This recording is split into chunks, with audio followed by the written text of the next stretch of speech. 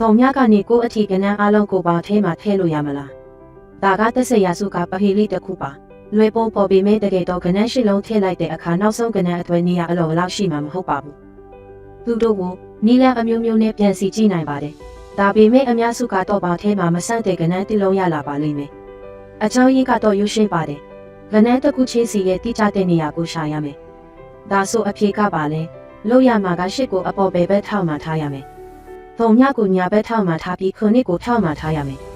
နားကိုအောက်ခြေမှထားပြီးတင်းနဲ့ပေါင်းရမယ်ပြီးရင်6ကိုအောက်ညာဘက်ထောက်မှထားရမယ်4ကိုဒီမှထားရမယ်အောက်ခြေမှ3ခုအတွဲနေရာလို့လုံလောက်တယ်နောက်ဆုံးတော့9ကိုအောက်ညာဘက်ထောက်မှထားရမယ်အခုတိအတွဲနေရာမလောက်တော့ဘူး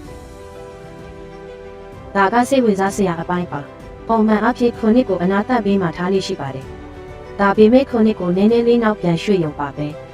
အခုနောက်ဆုံးနံပါတ်အတွဲနေရာအလုံးလောက်ရှိပါပြီဒီပဟေလေးကိုကြိုက်လားဒီပဟေလေးကြိုက်ရင်လိုက်အောင် follow လုပ်သွားကြပါတော့